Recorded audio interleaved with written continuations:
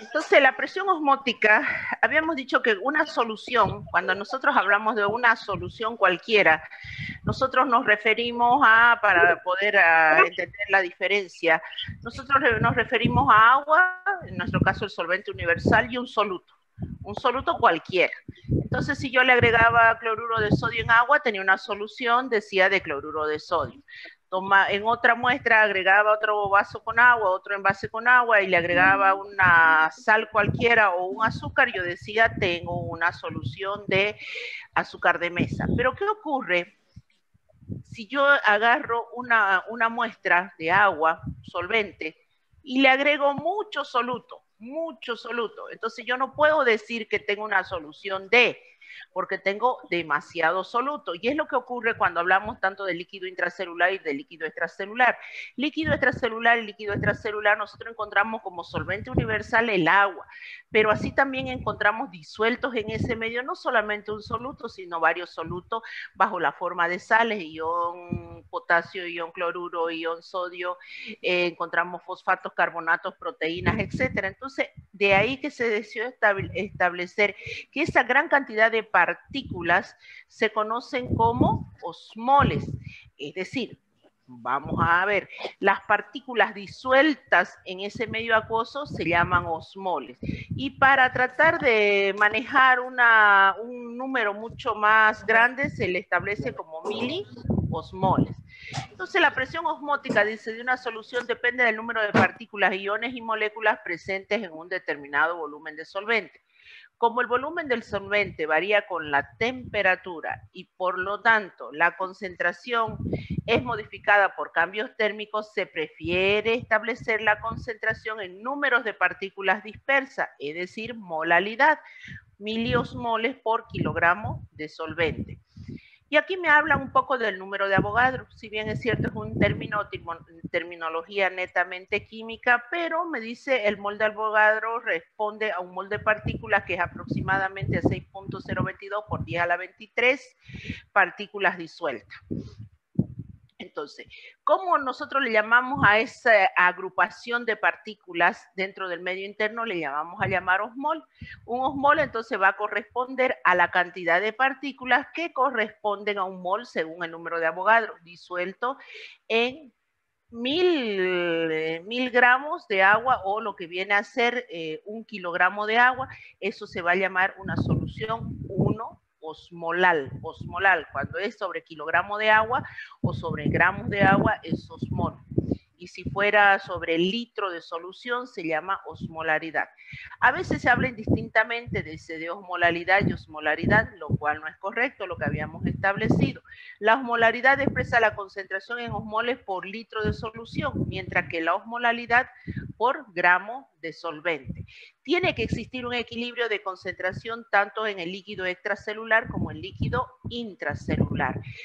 Dependiendo de eso, vamos a ver que va a existir un desplazamiento de moléculas de agua, ya sea en sentido del líquido extracelular hacia el líquido intracelular o del intracelular hacia el extracelular. Obviamente va a depender de la concentración establecida bajo los términos de osmolaridad o osmolaridad.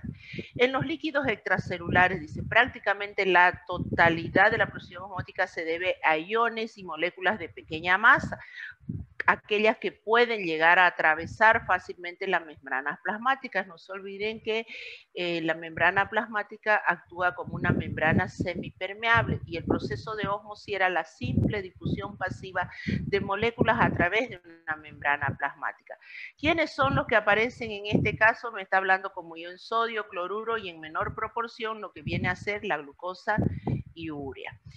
Bien sabemos que existe la bomba de sodio y potasio que hace posible el movimiento de lo que es el sodio y el potasio. Cuando hablamos de la osmolaridad del plasma, hablamos de un valor de referencia de 300 miliosmoles por litro. Así también podemos decir que sustancias no electrolíticas, entendiéndose por sustancia no electrolítica aquellos que no se encuentran expresados como iones, vale decir carga positiva o negativa, o aquellos que no son capaces de transmitir la corriente eléctrica. Esas sustancias no electrolíticas o no cargadas se establecen que no van a tener ninguna acción sobre la presión osmótica del plasma o no van a influenciar directamente en esos conceptos de miliosmole u osmole. Entonces, en condiciones normales, dice, no se comete error importante si se infiere la presión osmótica efectiva del líquido extracelular a partir de la concentración de sodio en plasma. De ahí que más adelante ustedes en cursos superiores van a ver que se puede calcular la osmolaridad de acuerdo a la cantidad o el valor de referencia de sodio en el paciente y la cantidad también de urea. Es una formulita que nosotros no la vamos a aplicar porque no vamos a hacer cálculos, estamos viendo los conceptos básicos. La osmolaridad efectiva es también designada como tonicidad. Está en relación a la turgencia y la tonicidad que puede presentar la célula, esto justamente debido al desplazamiento de agua que me puede llevar a una deshidratación o una deshidratación o pérdida de la tonicidad o un aumento de la turgencia o hiperhidratación, dependiendo si se encuentran frente a soluciones hipotónicas o hipertónicas. Y en medio de soluciones isotónicas habíamos dicho que la tonicidad se mantiene constante o haber un desplazamiento, un equilibrio entre la salida y la entrada de moléculas de agua, la tonicidad se mantiene constante. ¿Qué me induce a la ingesta de líquido? Entre uno de los factores fisiológicos viene a ser la sed.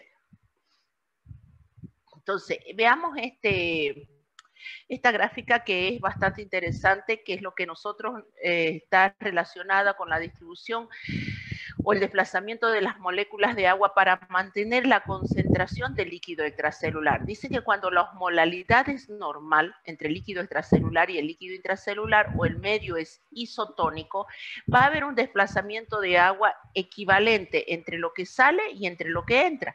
Me está hablando que se mantiene un equilibrio, entonces la tonicidad de las células se va a mantener. Muy diferente es cuando aumenta la concentración del líquido extracelular. Fíjense dónde está el puntero. El líquido extracelular puede ser, si usted me dice, ¿cuáles pueden ser los factores? Cuando algo aumenta, dice la osmolaridad del líquido extracelular. Si me está hablando que aumenta, puede ser que se aumentó el soluto, o puede ser que se disminuyó el volumen de agua. Esos pueden ser los dos factores que me están llevando a aumentar una concentración.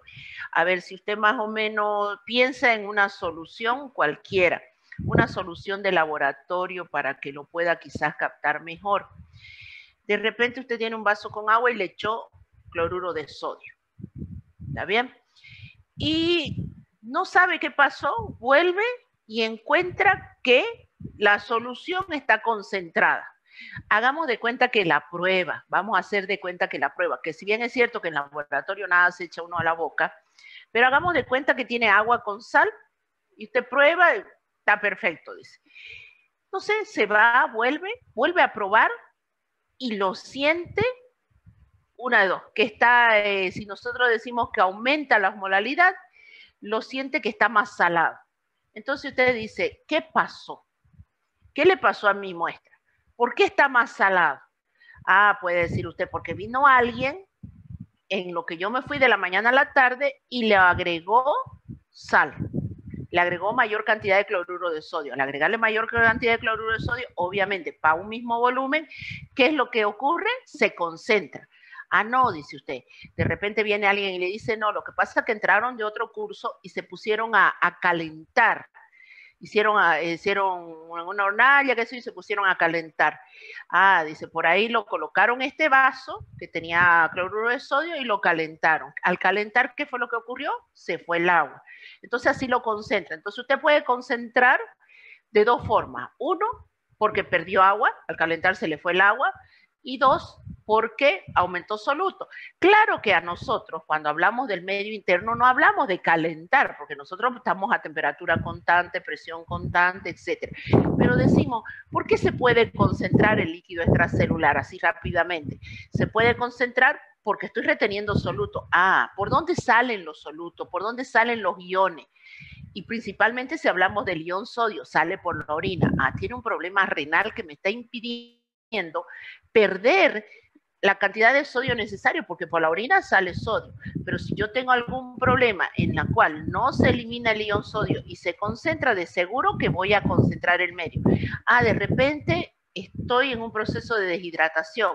No tomo agua. Al no tomar agua, entonces también estoy concentrando ahora, por pérdida de agua, estoy concentrando el líquido extracelular. Estaba hablando el otro para tratar de entenderlo. Entonces, si se concentra el líquido extracelular, ¿cómo se vuelve hipertónico? Es decir, aumenta la osmolalidad. Y si aumenta la osmolalidad, ¿qué es lo que va a pretender el cuerpo para restablecer el equilibrio? Va a pretender sacar agua de dentro de la célula, va a sacar agua hacia el líquido extracelular. ¿Eso a qué me va a llevar? A que se restablece el equilibrio, se va a restablecer el equilibrio de la célula a expensas de la pérdida de moléculas de agua del líquido intracelular. Entonces yo tendré una célula que ha perdido su tonicidad.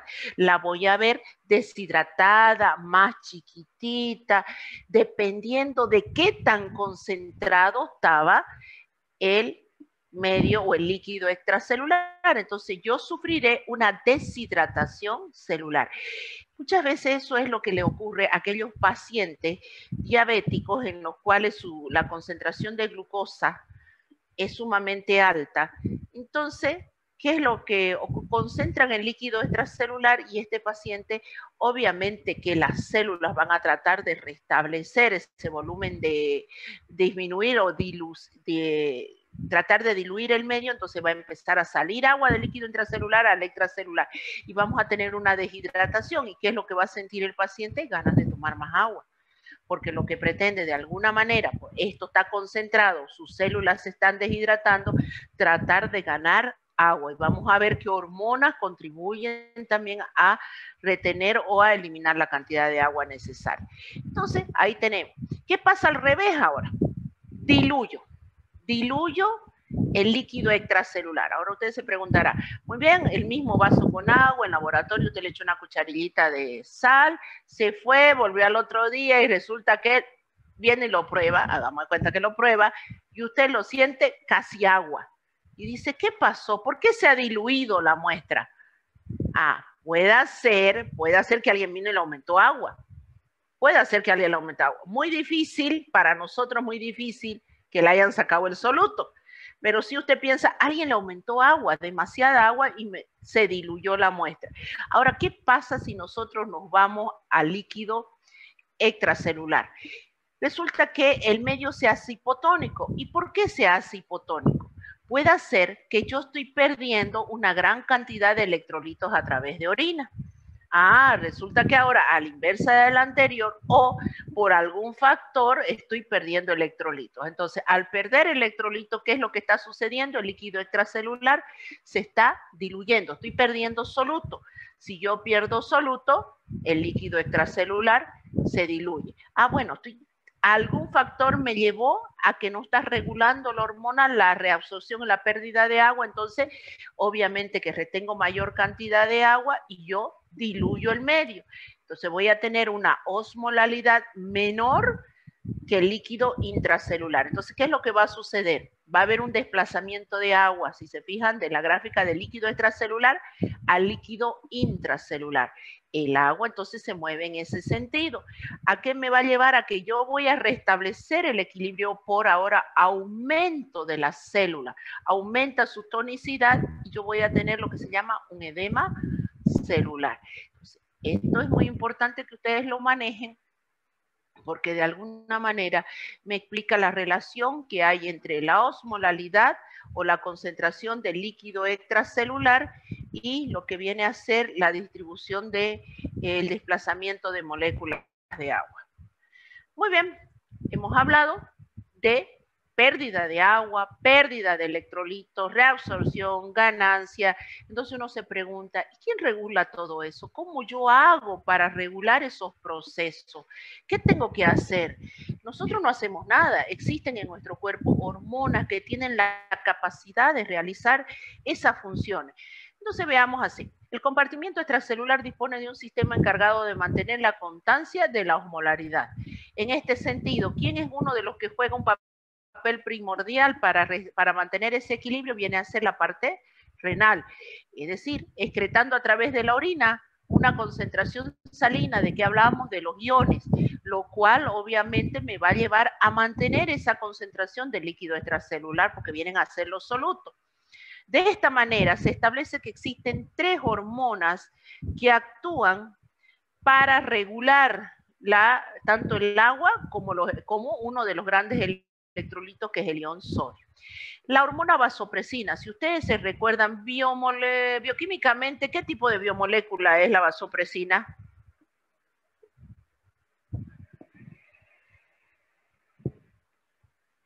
Que es una proteína, un lípido, un ácido nucleico, un aminoácido. ¿Qué es la vasopresina? Ya lo vimos.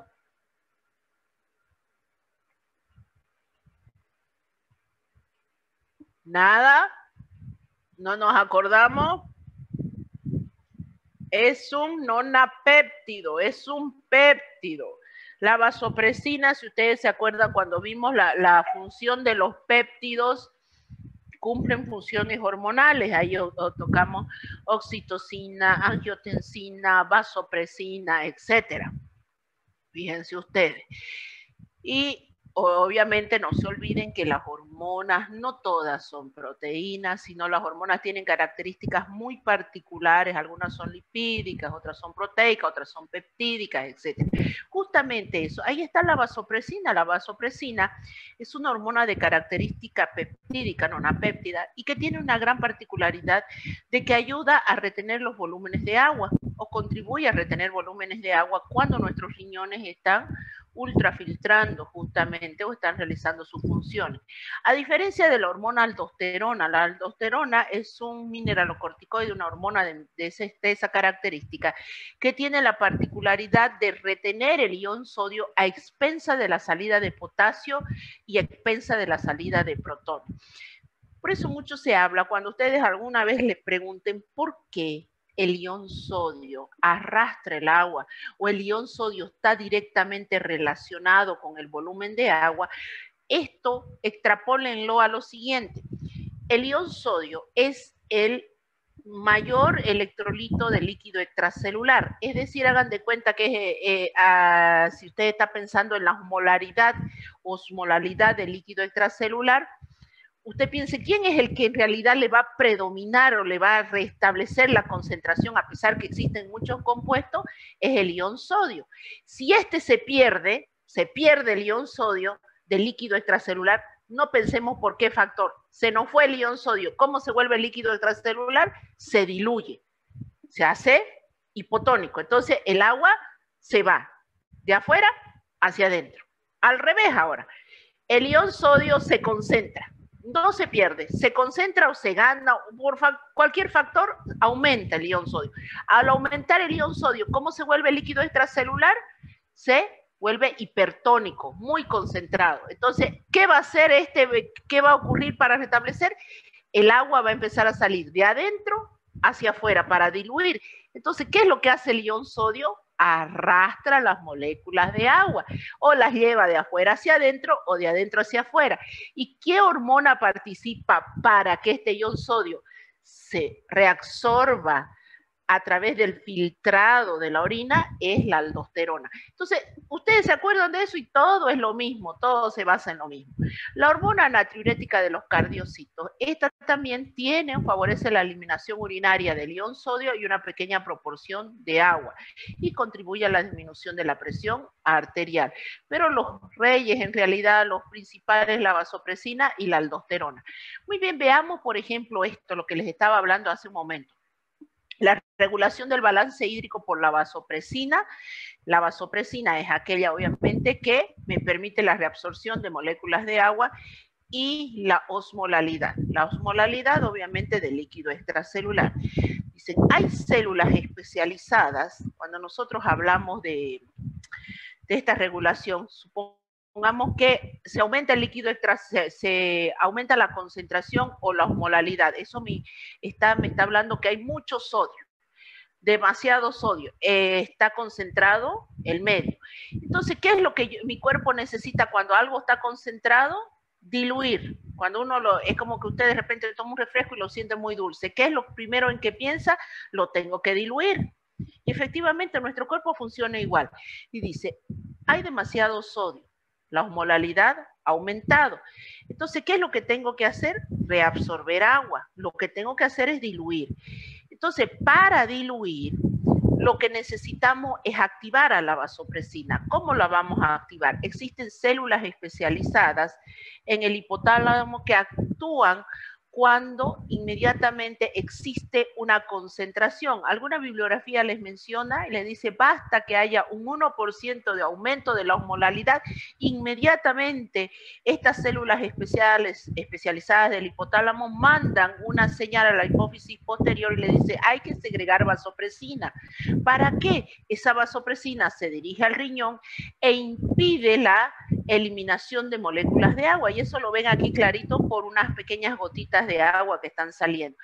Me está diciendo, no hay que eliminar gran cantidad de agua, hay que retener la mayor cantidad de agua para diluir el líquido extracelular y restablecer el equilibrio. A diferencia de que si el líquido está diluido, ¿qué quiere decir? Miren acá, poca concentración de agua, poca concentración de soluto, mucha agua, ¿le conviene a nuestro cuerpo retener agua? No, esto está diluido.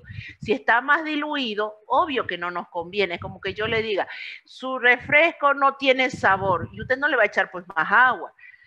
Claro que no, no va a poder echarle, claro, lo ideal sería poderle sacar el agua, obviamente que no podemos, pero en nuestro caso, en nuestro cuerpo, ¿qué es lo que hace? Empieza a aumentar la eliminación de moléculas de agua, se impide la actividad de la vasopresina, entonces se para la actividad de la vasopresina y se elimina un gran volumen de agua.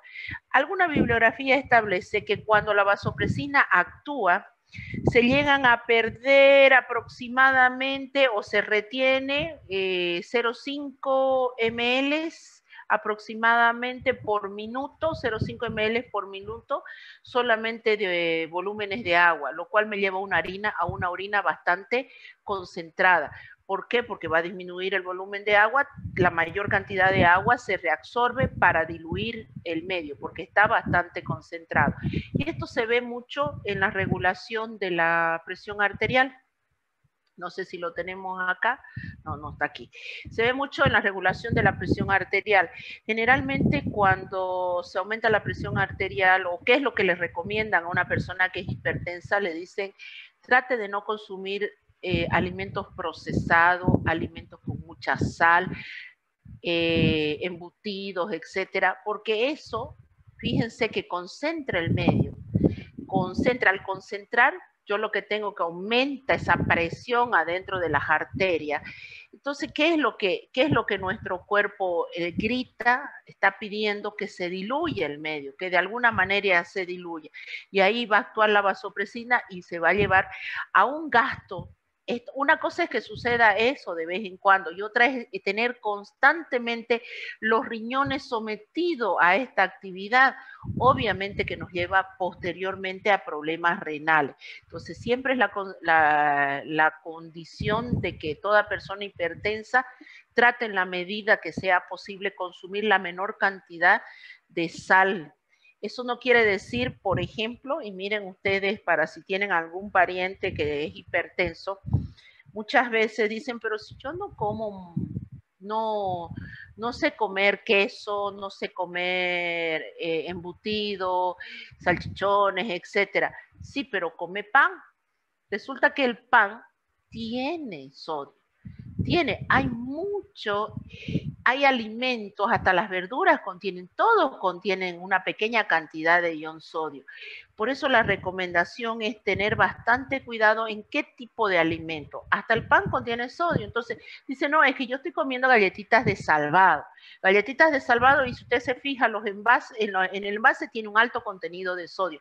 Por eso la industria alimenticia hoy en día hace un bosquejo y le manda en la parte de atrás de la etiqueta y dice, contenido de sodio un tanto por ciento. ¿Por qué? Porque la población hipertensa es alta a nivel mundial, no solamente en nuestro país. Entonces, fíjense ustedes cómo actúa la vasopresina. La reabsorción y excreción de agua por los riñones. Entonces, ¿cómo se da este proceso de reabsorción? Si nosotros miramos, la permeabilidad de las paredes tubulares del agua difiere a lo largo de la nefrona, algo que ustedes conocen bastante bien. ¿Qué es la nefrona? A ver, ¿no se durmieron? ¿Qué es la nefrona? ¿Qué son las nefronas? Hola. ¿Nada? La unidad básica de los riñones, doctora. Perfecto. Ajá, entonces ahí es donde actúa, donde nosotros vamos a tener la reabsorción de agua. Entonces se habla que aproximadamente el 80% del agua filtrada es reabsorbida, fíjense, es reabsorbida en el túbulo proximal. A este nivel se da una reacción isotónica, el 80% del agua. Y ustedes dicen, ¿de dónde sale esa agua? No se olviden que nuestra sangre, los riñones ultrafiltran la sangre. Y nuestra sangre, uno de sus grandes componentes es el plasma, y el plasma es 90-99% de agua. Entonces, cuando los riñones están haciendo ese trabajo a través de su unidad funcional que viene a ser la nefrona, resulta de que el 80% es reabsorbido a nivel del túbulo proximal. A este nivel isosmóticamente, es decir, el agua no necesita nada, pasa tranquilamente. Sin embargo, cuando llega a lo que se conoce el asa de Henle, aquí no hay reabsorción de agua. Y el medio se hace netamente hipertónico. Vamos a ver después cuando lleguemos a ion sodio que la reabsorción del ion sodio se da más bien a este nivel. Entonces, a nivel del asa de Henle no hay reabsorción de moléculas de agua. Seguimos yendo a nivel de la nefrona y resulta que nos encontramos que a nivel de los túbulos colectores encontramos una proporción, una reabsorción de moléculas de agua, pero ¿a través de qué? De los receptores de la vasopresina. Aquí a este nivel es donde actúa la vasopresina a través de unos receptores y que me favorece la reabsorción. Entonces, estamos hablando que si bien es cierto, aquí hay una mayor proporción de la absorción de moléculas de agua, en el asa de Henle no hay, y a este nivel lo que nosotros encontramos es la actividad de la vasopresina para reabsorber el restante de las moléculas de agua. Y bueno, ¿cómo actúa? ¿Cómo actúa esta vasopresina? Ahí tenemos. Si bien no vamos a entrar en muchos detalles de cómo llega a actuar la vasopresina, se habla que la vasopresina se une a un receptor, aquí lo ven a ese receptor va a tener la capacidad de activar un sistema en el cual hay un gasto de energía, por eso habla del ATP, me manda un mensajero, el AMP cíclico. El AMP cíclico, ¿qué vendría a ser bioquímicamente? ¿Se acuerdan?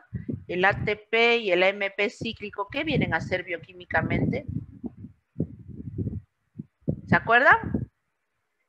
Ya rindieron de eso.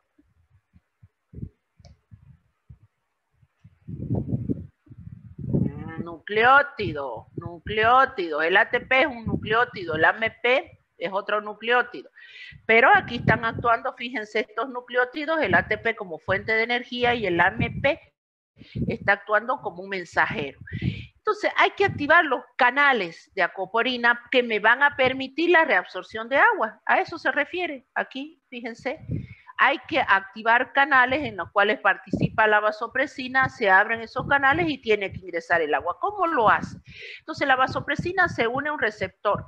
Ese receptor activa un engranaje que simplemente está conformado por ATP, que gasta energía, me activa un mensajero, ese mensajero va hacia una proteína quinasa, esa proteína quinasa hace o actúa sobre la transcripción de las acoporinas, estas son las acoporinas, transcripción del gen de las acoporinas, y se habla de unas determinadas porque son varias, eso me permite que se sinteticen esas acoporinas que abren esos canales y se reabsorbe el agua. No es más, lo básico y lo sencillo.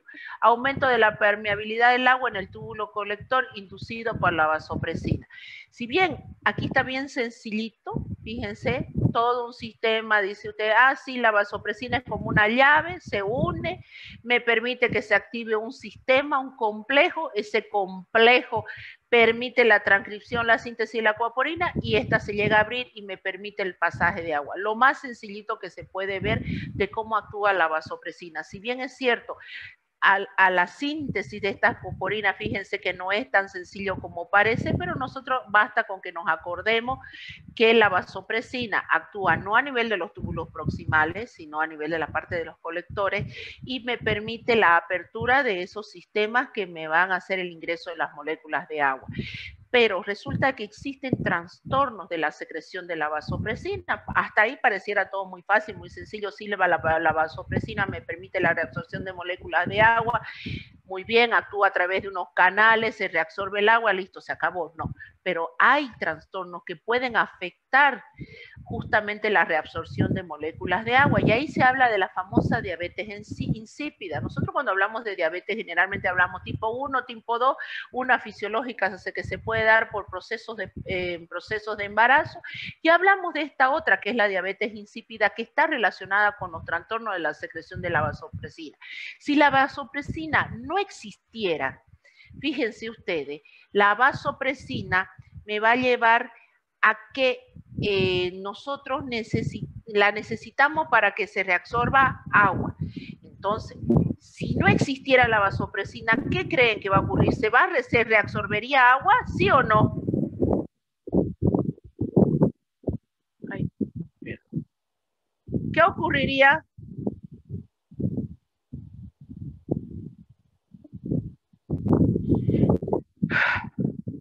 Causa la deficiencia de vasopresina, lo que me va a hacer es que yo no voy a poder reabsorber agua, entonces voy a perder grandes cantidades o volúmenes de agua a través de la orina, entonces voy a tener una orina diluida.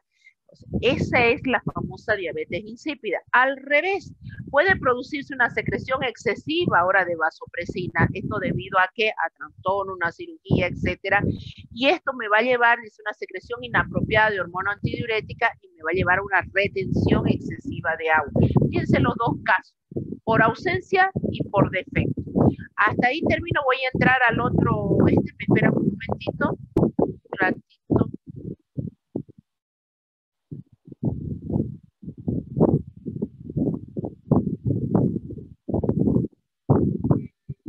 No compartí.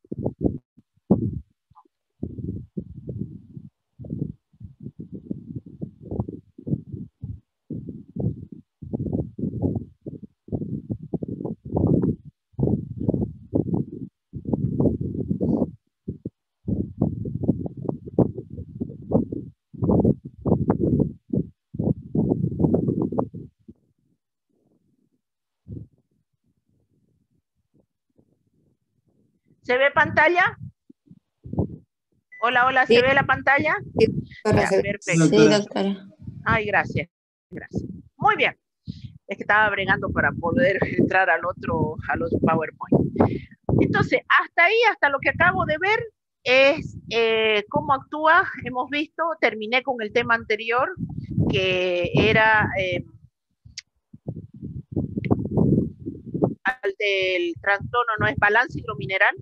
Vimos agua, el primer PowerPoint era agua, generalidades, etcétera. Este segundo que terminé era balance hidromineral, que hemos visto todas las hormonas que actúan, etcétera, osmolaridad, concepto. Y ahora entramos a las alteraciones del balance hidromineral, que es este tercer PowerPoint. Las alteraciones del balance hidromineral, que están, si bien dice alteraciones del metabolismo hídrico, pero están relacionadas con la concentración de soluto. Entonces, las alteraciones del metabolismo hídrico del balance hidromineral están muy conocidas, que son la deshidratación y la hiperhidratación. Deshidratación, reducción del volumen de agua, y la hiperhidratación, aumento del agua corporal. Cuando existe este desequilibrio, nosotros hablamos de alteración del balance hidromineral. Cuidado que son alteraciones del balance hidromineral.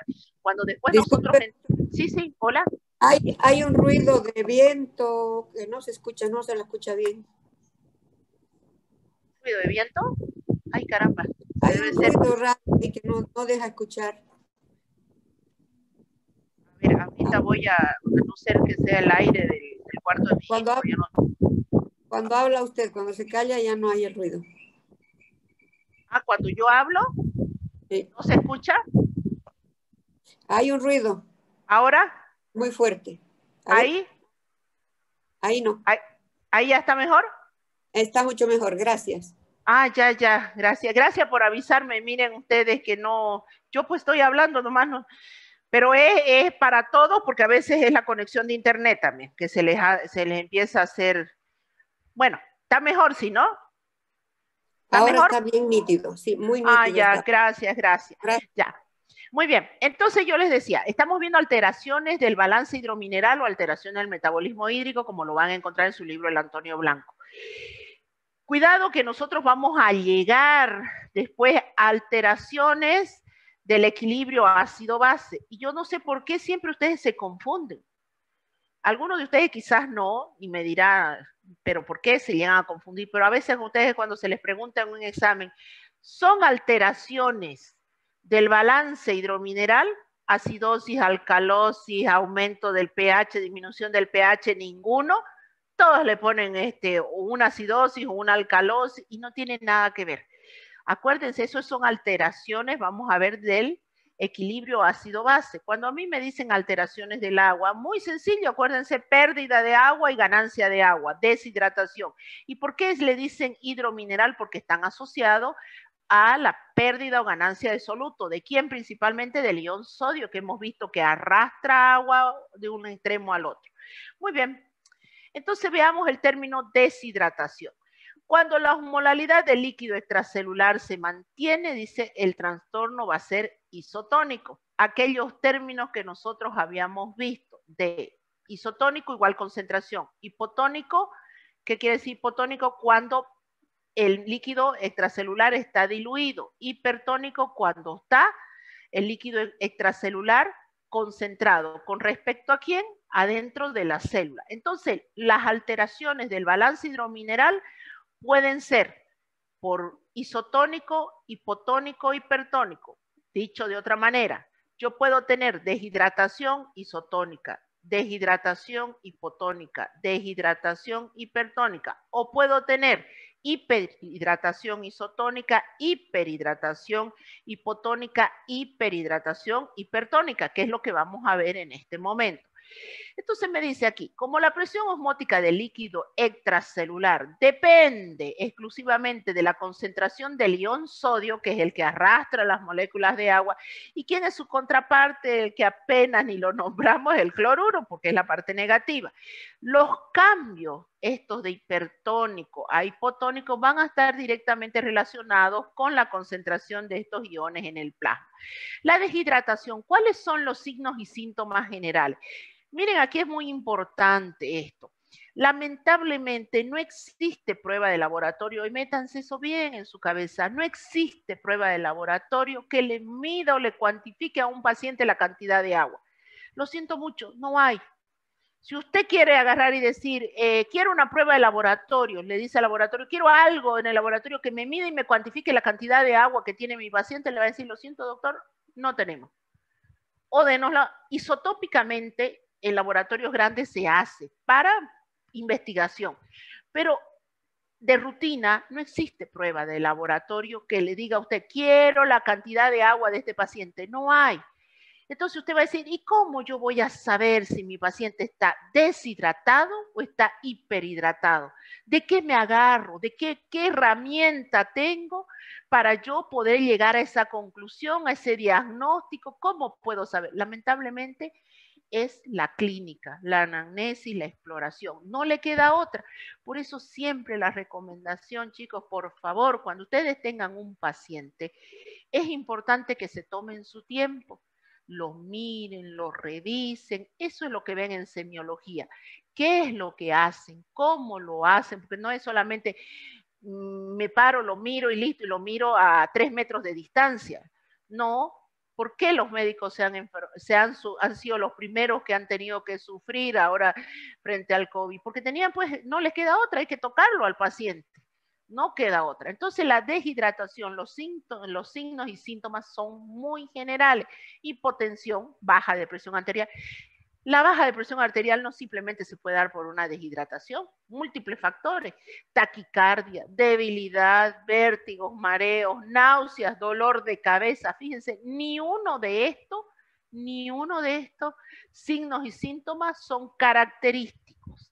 Entonces, usted tiene que hacer todo un estudio y mirar y ir sacando sus conclusiones. Pero esto de entrada es lo que puede presentar un paciente deshidratado. Y obviamente que una de las características es la tonicidad de la piel, la sequedad. Se dice que los niños cuando llegan con un grado de deshidratación severa ni siquiera lloran, gimen, porque el cuerpo lo que trata de hacer es retener la mayor cantidad de agua. Y eso lleva a que el bebé ni siquiera llora. No le salen lágrimas porque está tan deshidratado. Las mucosas secas de la boca, etcétera, son características clínicas que ustedes le van a palpar y le van a decir que está deshidratado. Ahora veamos. Muy bien, ya sé que es una deshidratación, pero la deshidratación puede ser isotónica, hipotónica, hipertónica. ¿Cómo lo voy a saber? Voy a necesitar de la presencia de la cuantificación, ahí sí ya, de los electrolitos. Un ionograma me va a ayudar o me puede coadyuvar a esto. Me puede ayudar una medición de la función renal. Entonces veamos, existen pérdidas paralelas de agua y de electrolitos. Dice, cuando la deshidratación es isotónica, no solamente perdí agua, sino perdí electrolitos, entonces se mantiene la concentración de líquido extracelular. ¿Cuáles son las causas? ¿En qué caso puedo presentar una deshidratación isotónica? Por ejemplo, vómitos intensos. Cuando hay vómitos no solamente se pierde agua, que hemos visto, ¿se acuerdan que perdíamos electrolitos? ¿Qué electrolitos? Por ejemplo, cloruro. Aquellos que provienen del ácido clorhídrico, podemos perder pequeñas cantidades de protones. Diarrea, en las diarreas no solamente perdemos agua, perdemos potasio, perdemos bicarbonato, etc. Fístulas, todas estas me llevan a pérdidas de líquido del tracto digestivo. Ahora, puede ser otro tipo de pérdida, otro tipo de deshidratación por grandes volúmenes, quemaduras, hemorragias, donde no solamente se pierde agua, sino estamos perdiendo plasma. Cuando la deshidratación se prolonga, el plasma se concentra y si se concentra, obviamente que el volumen se reduce.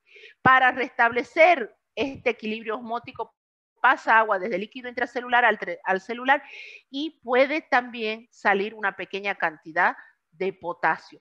Pero la pérdida no es masiva, se da un cierto equilibrio en esta deshidratación isotónica, porque no solamente estoy perdiendo agua, sino también estoy perdiendo electrolitos.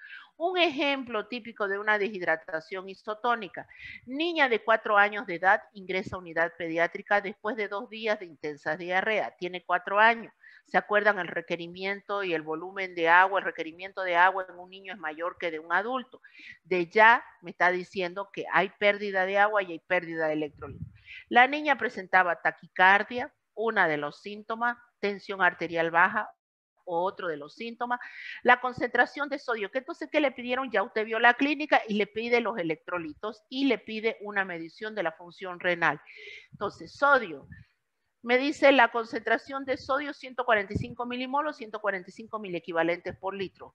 Fíjense, miren ustedes, cuánto está el valor de referencia, acá está de 133 a 145, está en el límite superior, no me está diciendo mucho.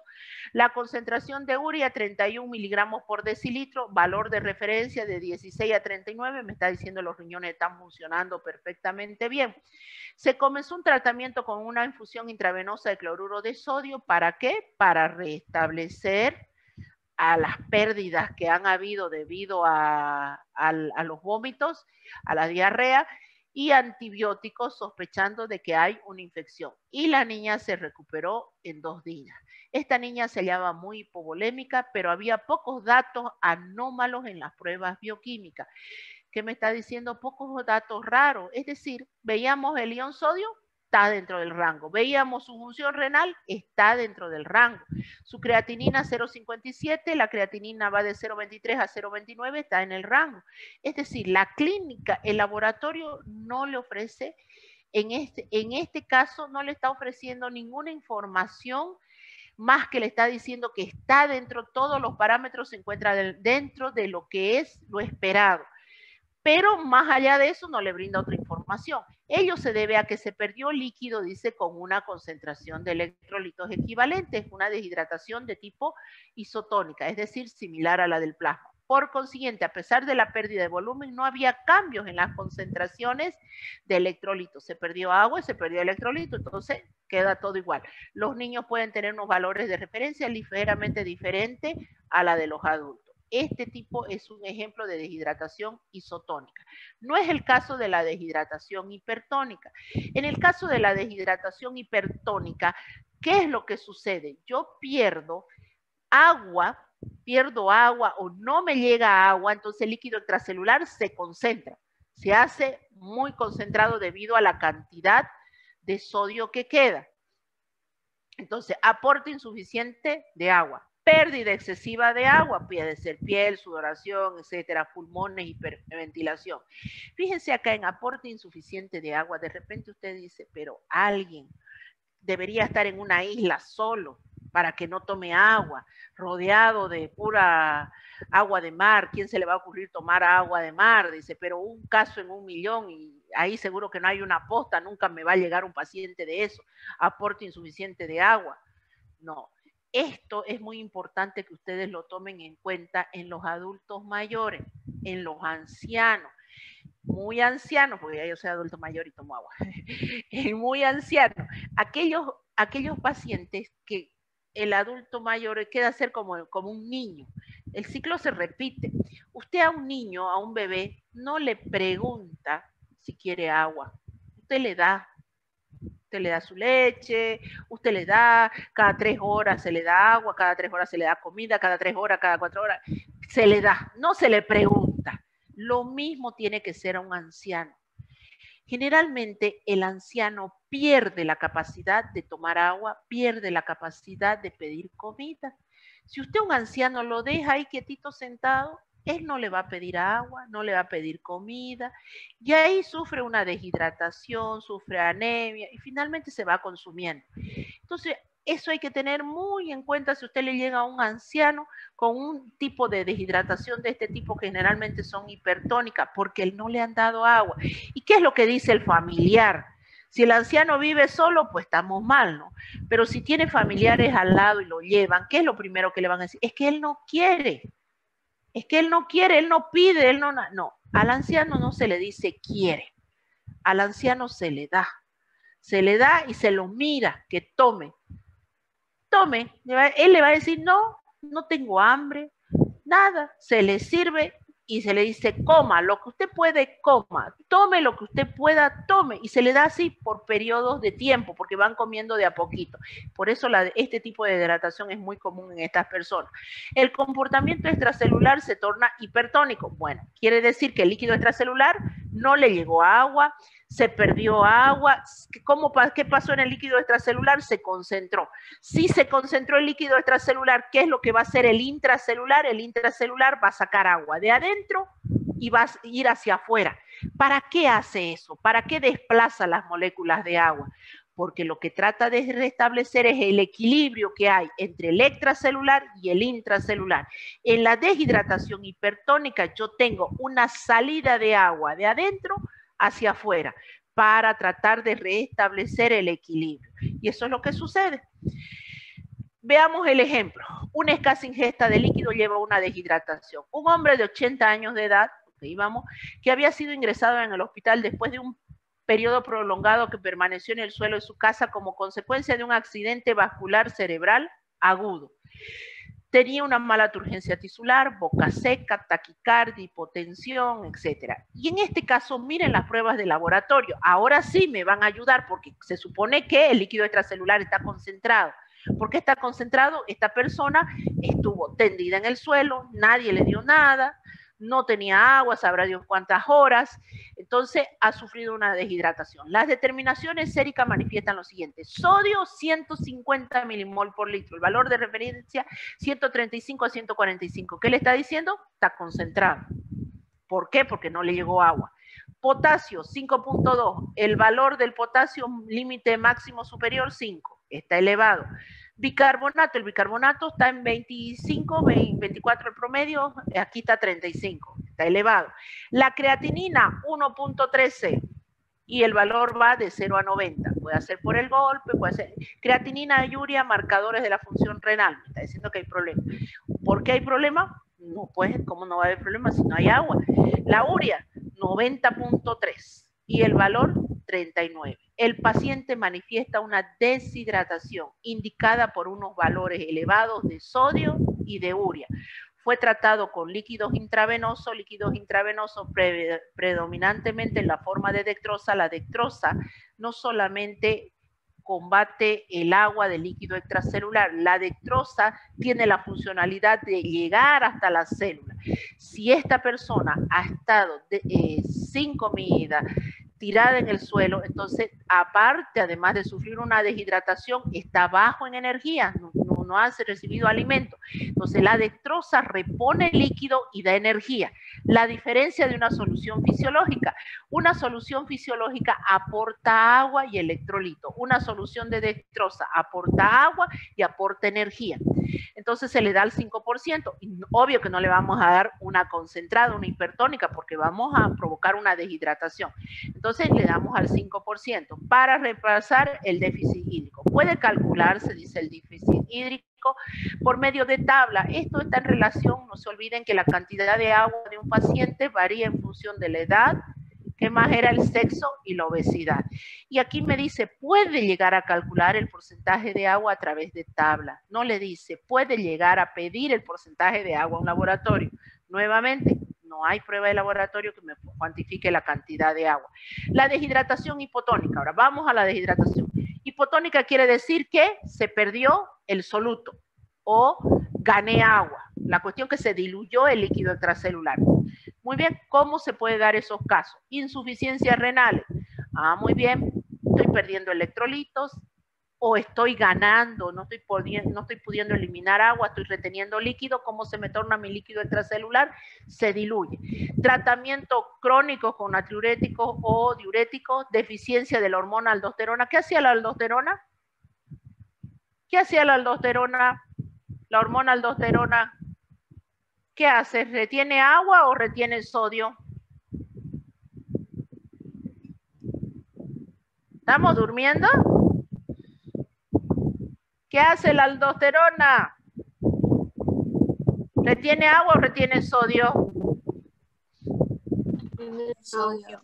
Sodio, pues retiene sodio. Entonces, si no hay, no retengo sodio. No se olviden que la hormona aldosterona le decía que era una hormona mineralocorticoide que tenía la característica de ayudar a reabsorber sodio en el filtrado.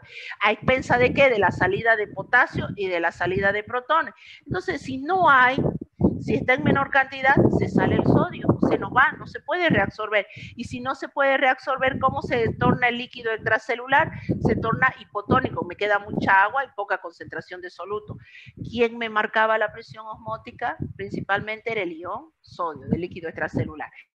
Entonces, dicen que estas son las tres grandes causas de una deshidratación hipotónica. En las tres causas hay aumento en la excreción de sodio por orina.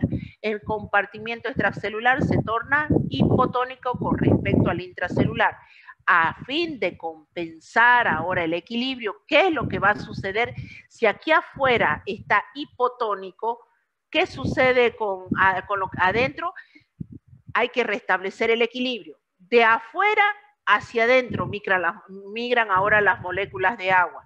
De afuera hacia adentro, porque aquí afuera está diluido y aquí adentro está concentrado teóricamente. Entonces, por ósmosis, el desplazamiento de agua va de lo más diluido a lo más concentrado.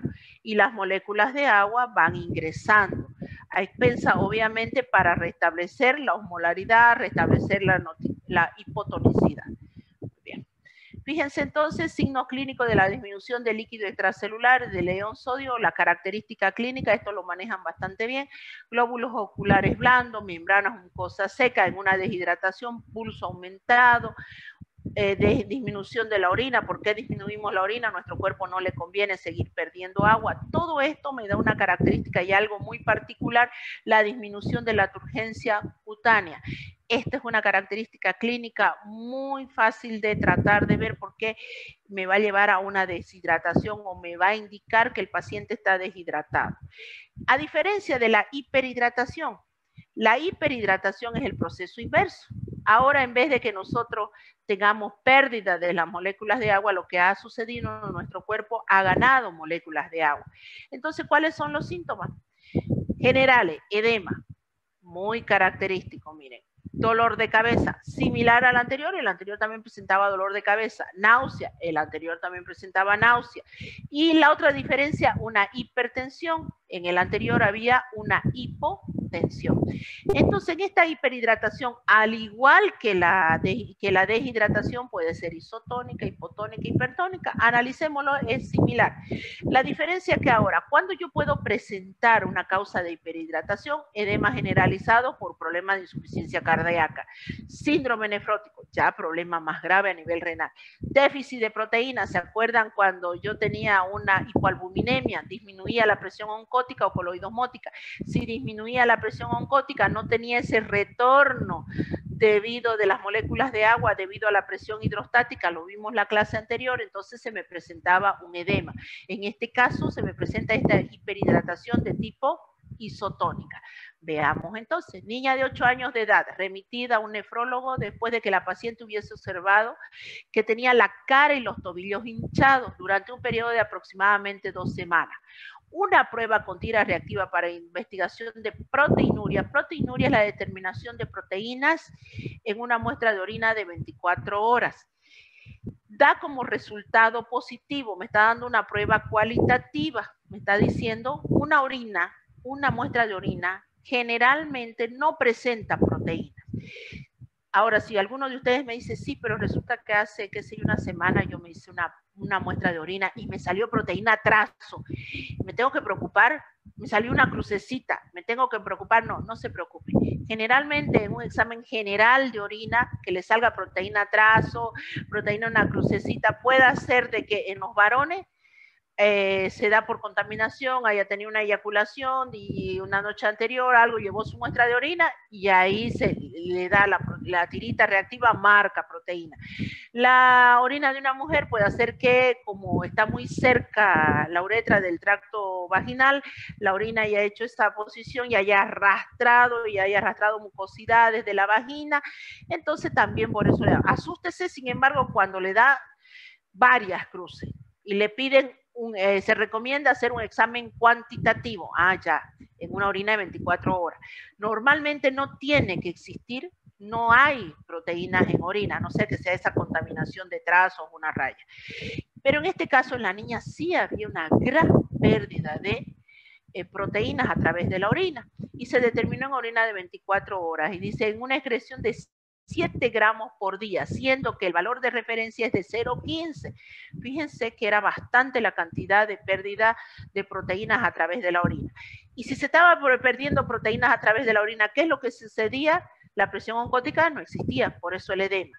La biopsia, sin embargo, para saber la causa, la biopsia renal mostró una denominada de mínimos cambios, una alteración. El daño en la barrera de filtración renal era la causa de la proteinuria, es decir, no retenía las proteínas, pasaban y de ahí se perdían grandes cantidades por orina, lo que causó que no haya la presión oncótica. Al no haber la presión oncótica, se llevó a la retención de moléculas de agua provocando el edema. La afección remitió, dice, después de un tratamiento con glucocorticoide, es decir, evitando la permeabilidad justamente a ese nivel de las proteínas. Miren ustedes, esto fue una deshidratación de tipo isotónica. Y aquí veamos los diuréticos, simplemente para recordarles, los diuréticos son empleados en los tratamientos de edema, insuficiencia cardíaca e hipertensión. Esto justamente para aliviar el cuerpo de la gran cantidad de moléculas de agua. Y aquí le habla de la gran cantidad de diuréticos que existen de diferentes características que son más que todo de tipo farmacológico. Causas endocrinas de hipertensión, me habla de los trastornos de la secreción de la aldosterona. La aldosterona, no se olviden que está en relación directa con la reabsorción del ion sodio. El hiperaldosteronismo es un hallazgo común en la hipertensión, pero este hiperaldosteronismo puede ser primario o puede ser secundario. Si es de tipo secundario, es el más frecuente, se debe a aumento de la secreción de la renina. La renina actúa sobre la angiotensina 1, angiotensina 2. Y puede ser lo feo como hemocitomas son tumores que segregan catecolaminas y que causan hipertensión. Esto hablando de una de las causas de la hipertensión, y se dice que es el 0,1% de los pacientes, es el que causa el 0,1% de los pacientes hipertensos. Bueno, esto habla de la hipertensión arterial, que es una enfermedad bastante frecuente que se está dando a nivel ya general. La hiperhidratación hipertónica, ya terminamos. Existe acumulación de agua y en mayor proporción de electrolitos, es decir, hipertónica. Se acumula agua, pero se acumula electrolitos en gran cantidad. ¿Cuáles son las causas? El síndrome de Cushing. El síndrome de Cushing se asocia al aumento de cortisol. Cuando aumenta el cortisol en alta cantidad por factores externos, ahí hablamos del síndrome de Cushing. Pacientes tratados crónicamente con corticoides. Esto es muy clásico. Ustedes van a tener mucha vivencia intrahospitalaria. Van a ver que crónicamente, dice, crónicamente, no es porque se le dio 1 o 2 días corticoides esto, pero ustedes el día que vean, y se van a acordar de mí, el día que vean un paciente que lleva tiempo tomando corticoides, es característico la cara de luna llena, tal cual.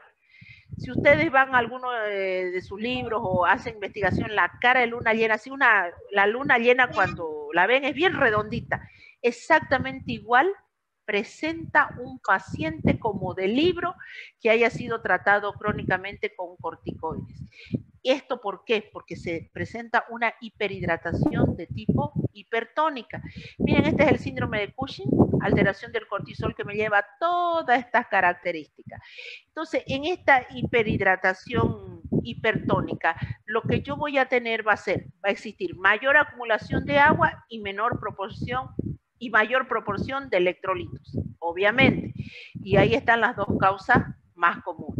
La hiperhidratación hipotónica. En la hiperhidratación hipotónica lo que yo voy a tener va a ser acumulación de agua en mayor proporción y en menor proporción de electrolitos. Entonces, ¿cómo se vuelve líquido extracelular? Hipotónico. ¿Cuáles pueden ser las causas de una hiperhidratación hipotónica? Aporte oral excesivo de agua, tendría que ser si demasiado. Infusiones de soluciones desprovistas de electrolitos o soluciones glucosadas. Aquí es muy importante este hecho, fíjense. Infusiones de soluciones desprovistas de electrolitos. ¿Me está hablando de qué? De soluciones glucosadas. Hace un momento hablamos que las soluciones de dextrosa al 5, 10% me aportan energía al paciente y me aportan agua. Es muy común, antes, ahora no, gracias a Dios. Antes era muy común que usted encontraba en algunos barrios un cartelito que decía, se colocan suero, se colocan inyecciones en la puerta de una casa. Y generalmente a veces iban los vecinos y decían que me coloque un suero, me siento mal. Y no es nomás colocar un suero y dejarlo ahí al paciente, irse. No. ¿Por qué? Porque hay que tener en cuenta problemas cardíacos, si ese paciente no tiene buen retorno venoso, si ese paciente no tiene problema renal. Me voy a colocar 2 o 3 sueros para sentirme mejor y yo entro en una hiperhidratación de tipo hipotónica. Una hiperhidratación de tipo hipotónica debido a, dice, infusiones de soluciones desprovistas de electrolitos o soluciones glucosadas. Eso también, que valga la aclaración, para cuando usted tenga pacientes internados. No es lo dejo ahí, le colocar durante la semana un suero, 2 sueros y me voy y no vuelvo por el cambio hasta que digo, pasaron 3, 4 días, voy a ver si le doy de alta. No, a pesar que haya enfermeras, etcétera, pero su valoración clínica es importante. Muy bien, entonces veamos, deshidratación, hiperhidratación, pulso en la deshidratación, aumentado en la hiperhidratación normal. Una característica muy particular, la deshidratación disminuida en la hiperhidratación normal o aumentada.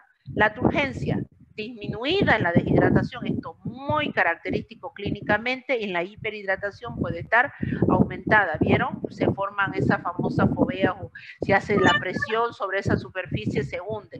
Glóbulos oculares en la hiperhidratación normales, en los otros hundidos. Membranas mucosas secas en los deshidratados y en la hiperhidratación normal. La diuresis disminuida en una y en la otra puede estar normal o aumentada. Y la conciencia en ambos disminuida. Entonces, para que ya para terminar, la composición de los líquidos corporales determinan los trastornos resultantes de su pérdida del cuerpo. ¿Se acuerdan cuando yo les decía, si usted está perdiendo grandes cantidades a través de la transpiración o sudor, qué electrolitos estoy perdiendo? Si yo estoy con vómito, ¿qué electrolitos estoy perdiendo? ¿Y qué tengo que reponer? Ah, no, yo estoy con problemas gastrointestinales, estoy con problemas de diarrea. ¿Qué tipo de electrolitos? Entonces, dependiendo de eso viene la reposición. No es lo mismo hablar de un maratonista que ha sufrido una deshidratación debido a grandes pérdidas de volumen de transpiración, de hablar de un niño que le llega con vómitos y diarrea. La reposición de los líquidos va a ser completamente diferente. A eso se refiere esto. Los problemas clínicos causados por la pérdida de líquidos corporales están directamente relacionados con los electrolitos y el volumen de agua. La medición de los volúmenes de los compartimientos de líquidos corporales no se realiza en los laboratorios de bioquímica clínica. Esto debe hacerse como clínicamente, según la anamnesis y la exploración. Lo siento mucho, nuevamente. ¿Qué prueba de laboratorio me mide la deshidratación y la hiperhidratación en un paciente? Ninguno. Pero ¿cuál me ayuda a determinar si es isotónica, hipotónica, hipertónica? Mediciones de los electrolitos y mediciones de la función renal. Nada más. Después, todo es su clínica y su exploración. Usted me dice, ¿dónde aprendo todo esto? En semiología. ¿Cómo lo aprendo? Lamentablemente con el paciente a la cabecera del paciente. Muy bien, ahí me voy a quedar para no cansarlo porque hace mucha calor, ya son las -4, 1h15 en fluidoterapia intravenosa, es decir, cómo yo hago, ya si tengo un paciente deshidratado, cómo hago para reponer. Vemos los electrolitos, Dios mediante termino esto la próxima semana y empiezo ya con equilibrio ácido-base. Y de ahí los trastornos y listo, estaríamos listos para un segundo examen parcial. Todo esto pueden irlo viendo en el Baines, Bioquímica Médica, y pueden ir haciendo lectura en el Antonio Blanco, Química Biológica. Tienen para ir leyendo de a poquito y toda la información que se les está pasando por PowerPoint. Bueno, chicos, nos vemos. Descansen, vayan a hidratarse, a tomar mucha agua. Chao, chao. Hasta luego. Gracias. Chao. Buenas tardes.